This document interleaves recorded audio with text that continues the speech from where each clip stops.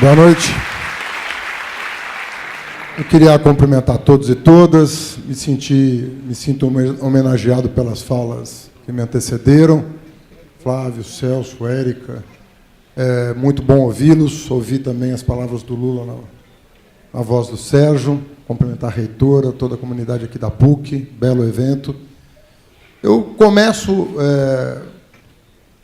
falando um pouco do Paulo Freire, porque o Paulo Freire, ao longo do tempo que eu fui ministro da Educação, junto com Anísio Teixeira, evidentemente, eram as duas grandes referências de toda a equipe que trabalhou no Ministério durante o governo Lula e suponho que também durante o governo da Dilma, uma vez que eu fiquei só um ano depois que o Lula deixou a presidência.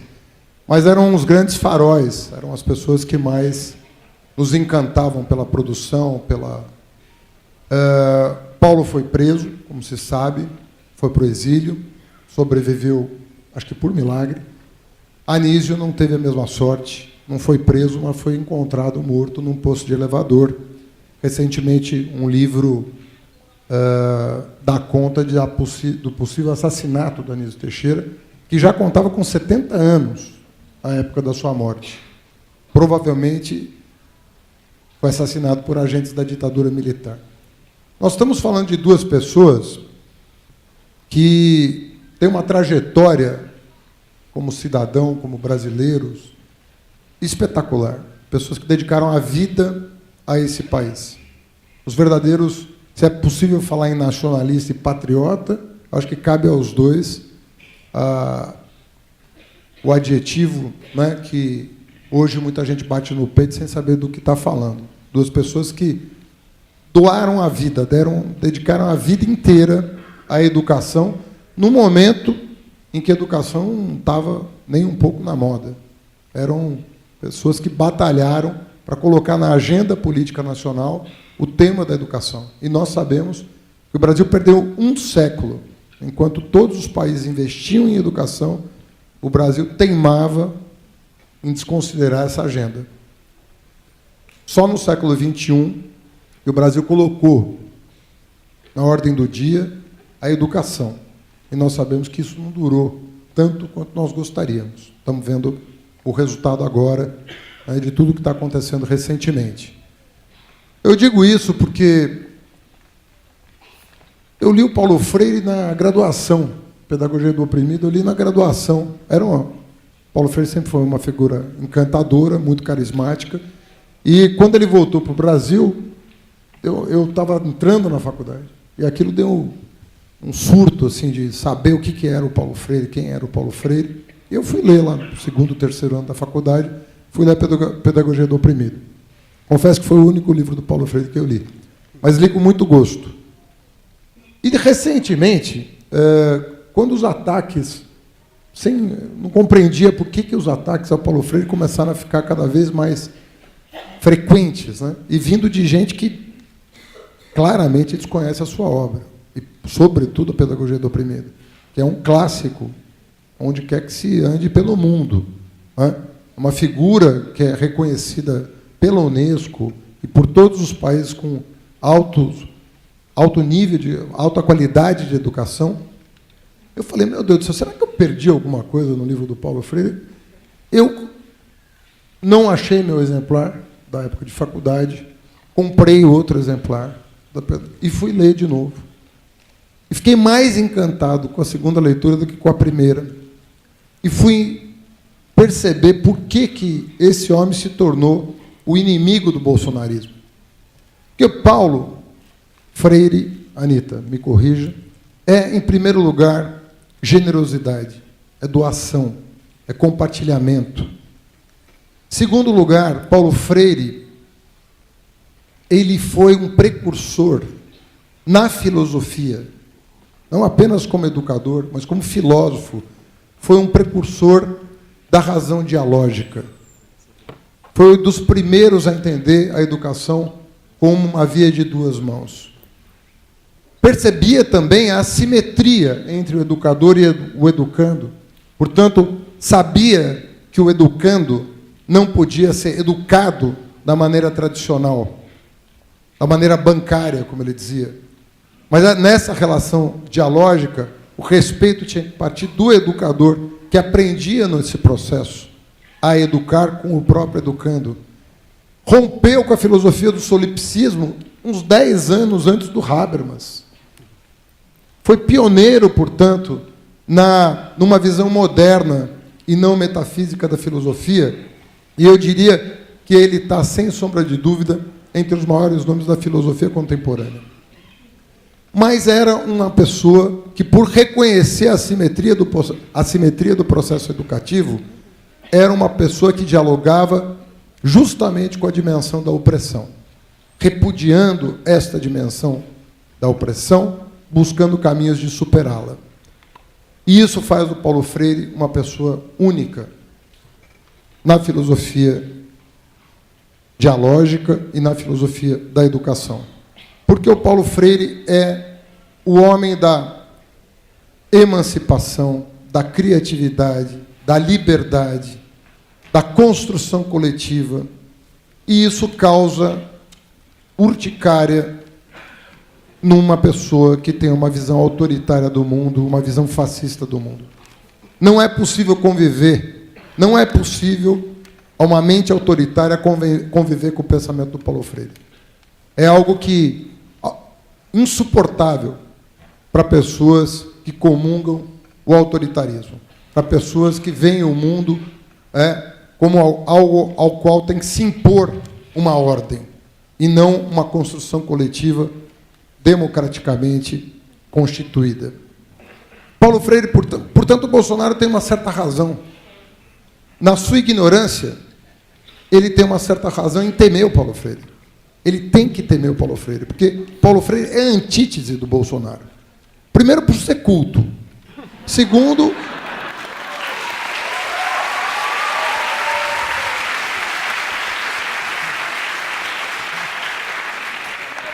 por ser respeitado no mundo inteiro, por ser estudado no mundo inteiro. E mesmo nos tempos de ditadura aqui, Paulo Freire era recebido com um tapete vermelho em qualquer cidade, inclusive em Nova York.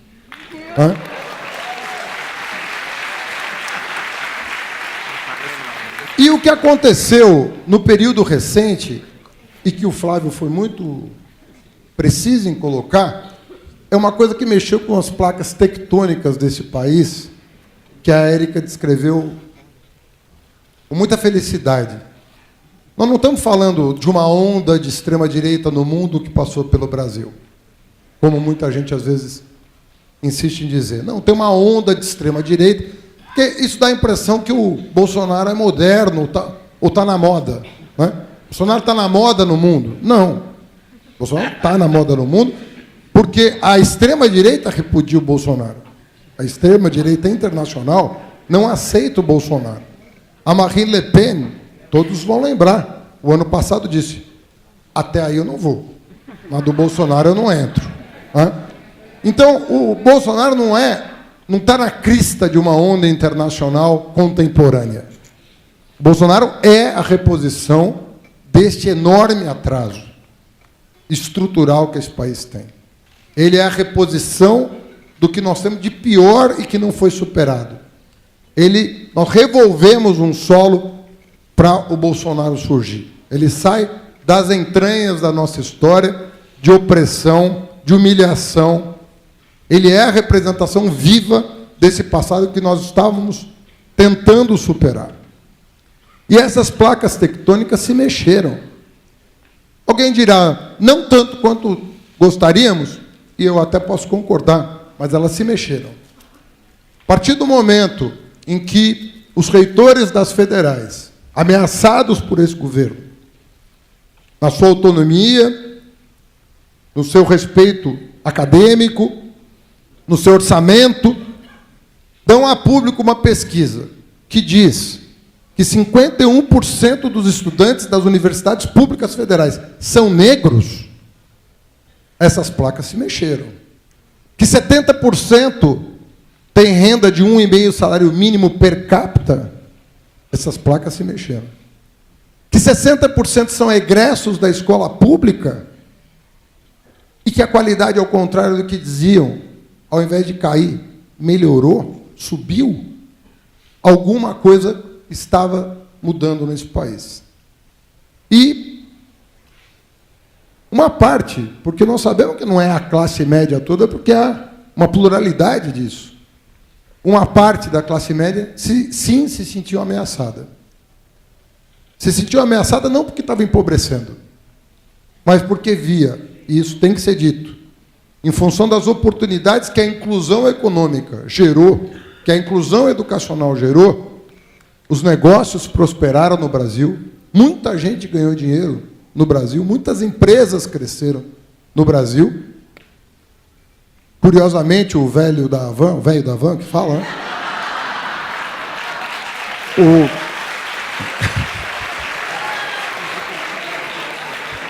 O velho da Havan, que entrou na lista da Forbes, prestem atenção, porque isso é notável. Isso é notável.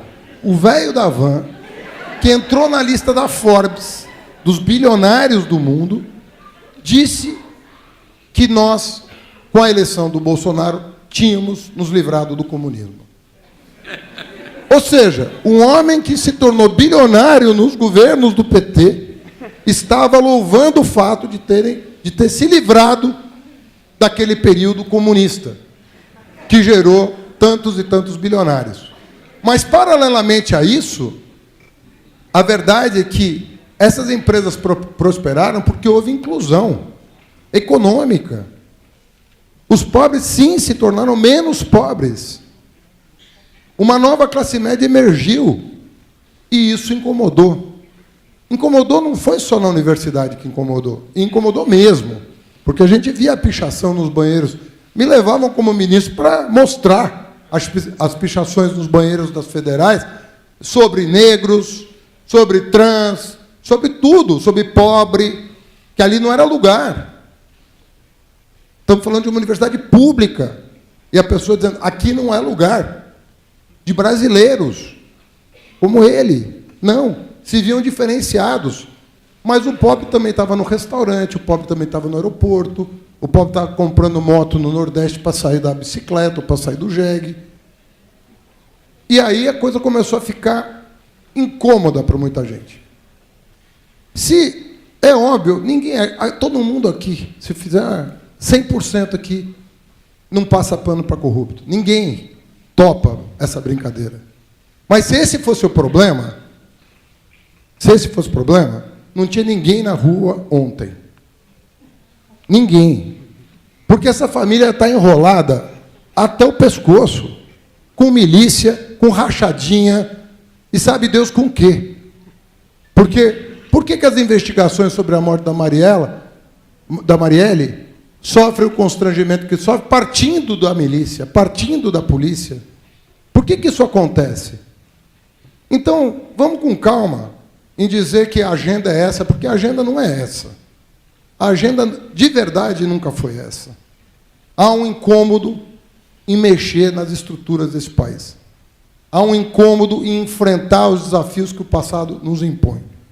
Aquela história de que o Brasil é o país do futuro e tem um passado pela frente, é a coisa mais verdadeira do mundo. Se a gente não enfrentar esse passado, se a gente não virar essa página, não virar a página esquecendo, porque ela está presente no dia a dia da gente. Virar a página materialmente e espiritualmente.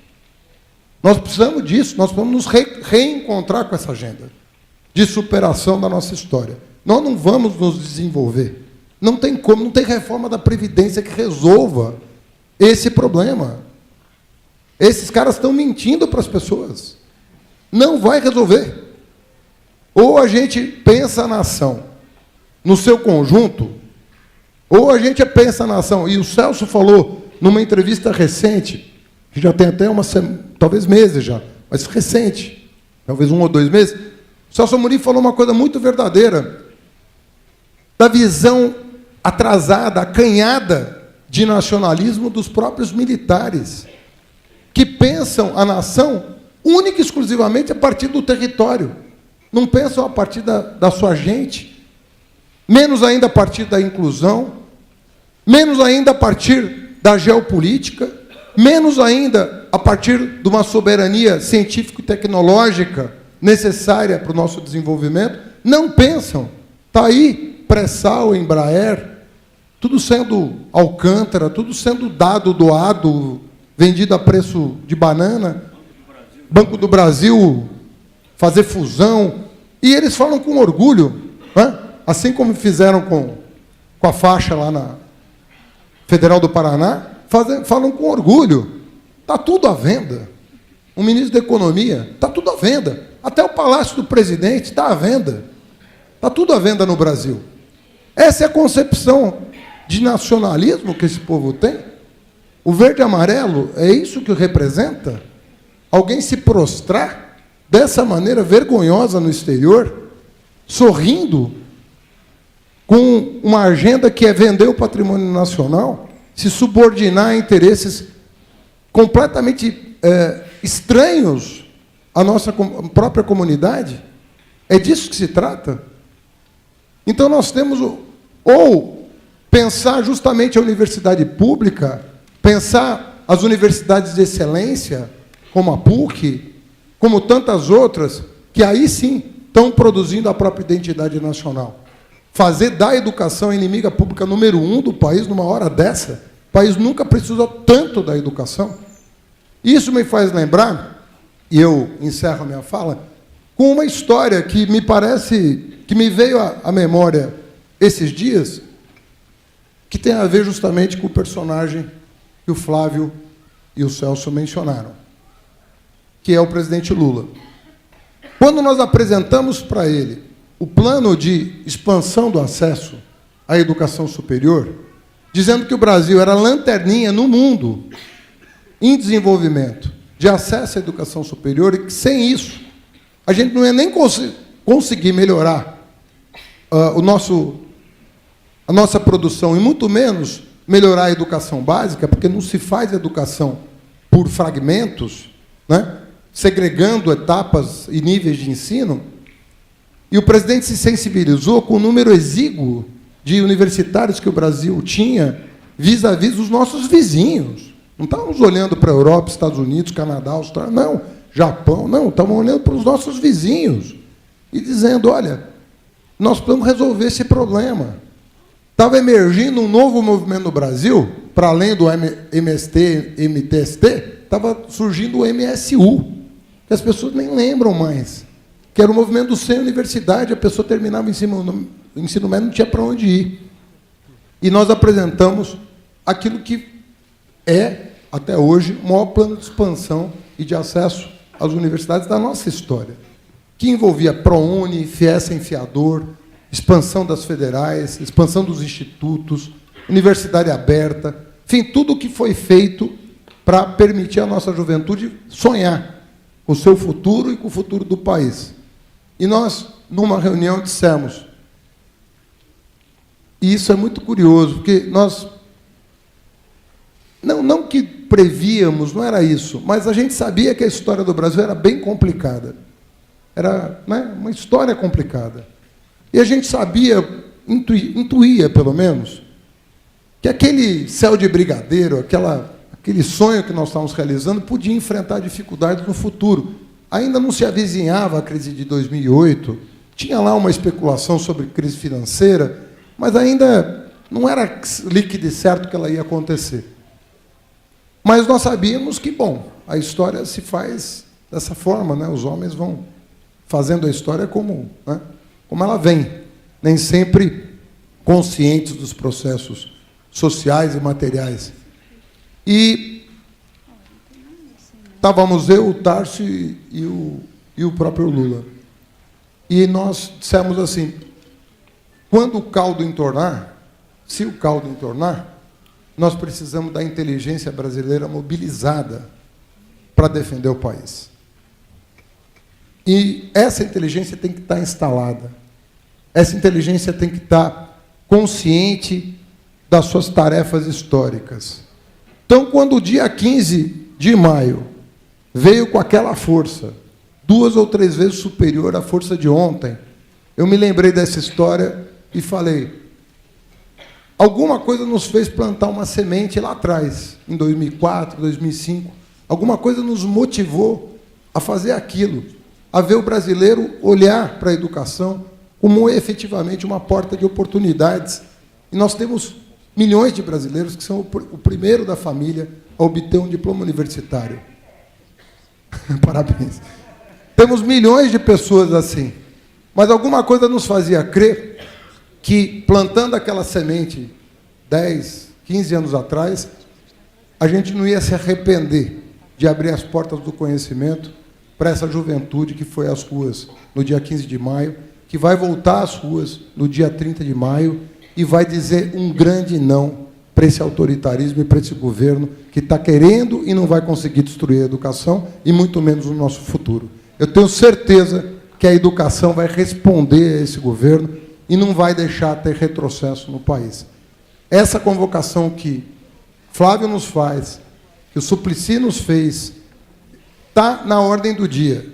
Nós não vamos deixar pequenas diferenças, e a essa altura menores ainda, porque o processo histórico as tornou ainda menores, nós não vamos fazer essas diferenças, nos afastar do grande objetivo acalentado pelos estudantes e professores desse país de construir uma grande nação. Boa noite.